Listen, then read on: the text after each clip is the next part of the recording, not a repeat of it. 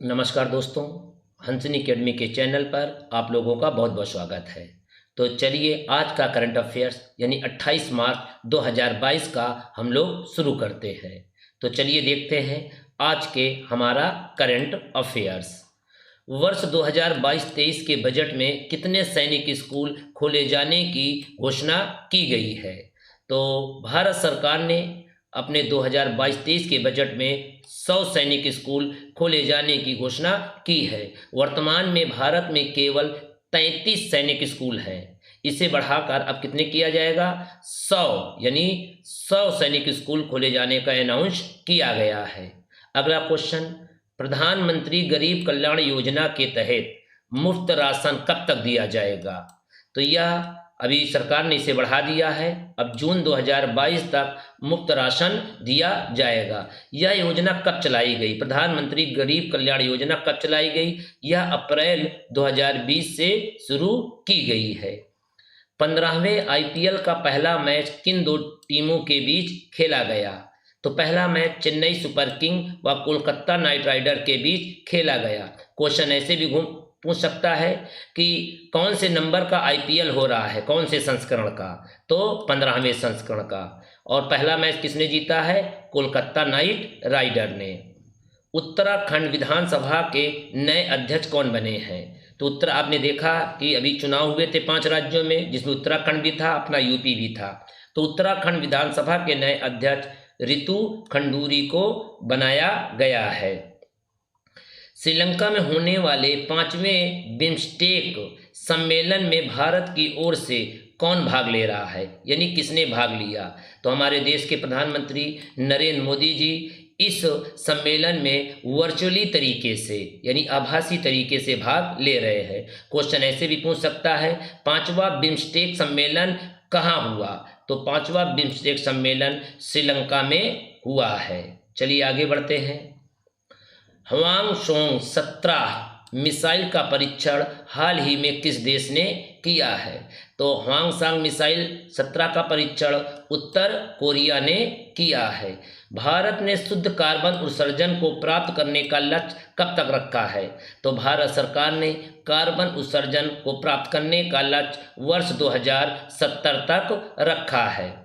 Football tournament Saif under 18 यानी 18 साल महिलाओं, जो मतलब 18 साल के अंदर महिलाएं हैं, उनका अभी टूर्नामेंट हुआ था जिसका नाम है सैफ अंडर 18 चैंपियनशिप 2022 का खिताब किसने जीता? भारत ने जीता। किसको हराया था? बांग्लादेश को। अंगटाड ने भारत की जीडीपी वर्ष 2022 में कितने प्रतिशत रहने का अनुमान लगाया है? अंगटाड ने भारत की जीडीपी वर्ष 2022 में 4.6% अनुमान लगाया है। आरबीआई ने यानी रिजर्व बैंक ऑफ इंडिया ने रिजर्व बैंक इनोवेशन हब की स्थापना कहाँ की गई है? बेंगलुरु में किया है। चलिए आगे बढ़ते हैं। हाल ही में कहाँ की पुलिस ने संडे स्ट्रीट पहल की शुरुआत की है? इसे आप लोग हटा दीजिएगा, इसे पहल कर लीजिएगा, ठीक है? इसे हटा के क्या कर लेंगे? पहल। संडे स्ट्रीट पहल की शुरुआत कहाँ की है? कहाँ की पुलिस ने किया है? मुंबई की पुलिस ने। ये संडे स्ट्रीट है क्या? यानी संडे वाले दिन सुबह 4 घंटे तक रोड पर कोई गाड़ियाँ नहीं चलेंगी। उस दिन जो मॉर्निंग वॉक करते हैं उनके लिए यह सुविधा दी जा रही है। नाटो के महासचिव कौन है? तो नाटो इसमें बहुत चर्चित रहा है। तो इस समय नाटो के महासचिव जेंस स्टोल्टेनबर्ग है। हाल ही में ईशान मंथन उत्सव का आयोजन कहाँ किया गया? इस उत्सव का आयोजन नई दिल्ली में किया गया है। किस केंद्र शासित राज्य ने अपने यहाँ 17 विश्व स्तरीय शहरी जंगल का निर्माण करने का निर्देश दिया है? तो नई दिल्ली की सरकार ने, यानी अभी हाल ही में नई दिल्ली में 17 विश्व स्तरीय शहरी जंगल बनाया जाएगा। अंतर्राष्ट्रीय श्रम संगठन ILO इंटरनेशनल लेबर ऑर्गेनाइजेशन के नए महानिदेशक कौन बने हैं? तो गिलबर्ट होंगबो जो है यहाँ के नए महानिदेशक बने हैं। इससे पहले गाय राइडर थे। गाय राइडर के स्थान पर गिलबर्ट होंगबो को बनाया गया है अंतर्राष्ट्रीय श्रम संगठन का महानिदेशक। चलिए आगे देखते हैं। राष्ट्रीय डॉल्फिन दिवस कब मनाए जाने की घोषणा की गई है? तो पहली बार राष्ट्रीय डॉल्फिन दिवस 5 अक्टूबर को मनाए जाने की घोषणा किया गया है। भारतीय बैडमिंटन के दोबारा अध्यक्ष किसे बनाया गया है? तो भारतीय बैडमिंटन के दोबारा अध्यक्ष हेमंत बिस्व शर्मा को बनाया गया है। ये असम के वर्तमान में मुख्यमंत्री भी हैं। चलिए आगे देखते हैं। अब आज का प्रश्न क्या है? भारतीय विज्ञान कांग्रेस का आयोजन कहाँ पर हुआ? आपका जो है विकल्प है नई दिल्ली, पुणे, बेंगलुरु और भोपाल। आप सभी लोगों को इसका आंसर कमेंट करके बताना है। चलिए आगे बढ़ते हैं। कल के प्रश्न का उत्तर। कल मैंने आप लोगों से एक प्रश्न पूछा था, लेमिटाई या लेमिताई युद्धाभ्यास 2022 किन दो देशों के बीच हुआ है? तो भारत और सेशल्स के बीच। जिन्होंने भी इस प्रश्न का उत्तर दिया है उसको हंसनी अकेडमी की ओर से बहुत बहुत धन्यवाद। अगर वीडियो पसंद आए तो सब्सक्राइब और शेयर लाइक ज़रूर करें। चलिए अब हम लोग नेक्स्ट सेशन की ओर बढ़ते हैं। हमारा नया सेशन है भारतीय संविधान। इससे पहले मैं 9 लेक्चर दे चुका हूँ। 10वां लेक्चर देखने से पहले आप आगे के 9 लेक्चर जरूर देखें ताकि इसके मैटर कंटेंट में एक क्रमबद्धता बनी रहे।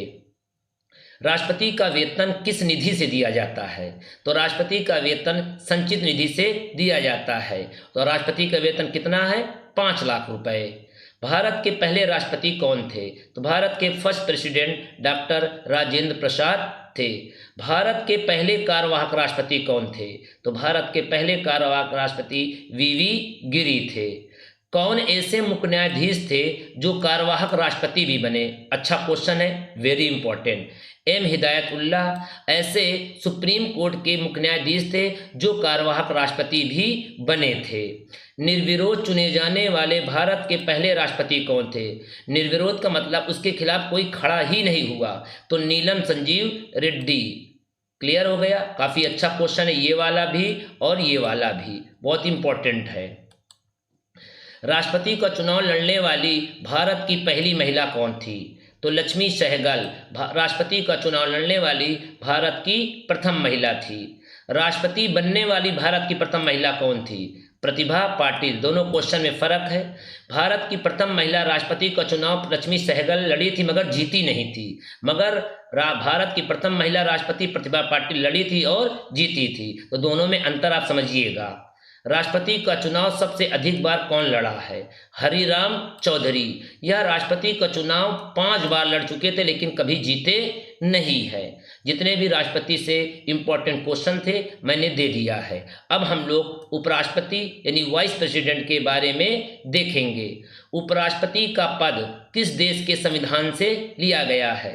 तो उपराष्ट्रपति का पद हमारे संविधान में अमेरिका के संविधान से लिया गया है। संविधान में उपराष्ट्रपति के पद का उल्लेख किस आर्टिकल या किस अनुच्छेद में है? तो अनुच्छेद 63 में उपराष्ट्रपति के पद का उल्लेख किया गया है। चलिए आगे बढ़ते हैं। राज्यसभा का पदेन सभापति कौन होता है? तो राज्यसभा का पदेन सभापति उपराष्ट्रपति होता है। उपराष्ट्रपति का वेतन कितना होता है?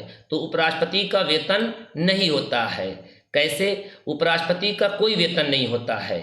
तो आइए देखते हैं। तो वेतन पाता कहाँ से है उसको अगले क्वेश्चन में देखते हैं। उपराष्ट्रपति राज्यसभा के सभापति के रूप में कितना वेतन पाता है? 4 लाख रुपए। यानी कहने का मतलब समझ गए, उपराष्ट्रपति जब राज्यसभा के सभापति के रूप में काम करता है तभी उसे वेतन मिलता है कितना? 4 लाख रुपए। अगर हम कहें उपराष्ट्रपति का वेतन तो कोई वेतन नहीं होता। कारण क्या है? उपराष्ट्रपति का वेतन का प्रावधान है ही नहीं। हमारे संविधान में कहा गया है उपराष्ट्रपति जब राज्यसभा के सभापति के रूप में काम करेगा तभी वो वेतन पाएगा कितना? 4 लाख रुपए। इसलिए पहले लिखा भी है कि राज्यसभा का पदेन सभापति कौन होता है? उपराष्ट्रपति। उपराष्ट्रपति बनने के लिए कितनी न्यूनतम उम्र चाहिए? 35 वर्ष। और राष्ट्रपति बनने के लिए भी कितनी न्यूनतम उम्र? 35 वर्ष। उपराष्ट्रपति के चुनाव में कौन कौन भाग लेता है?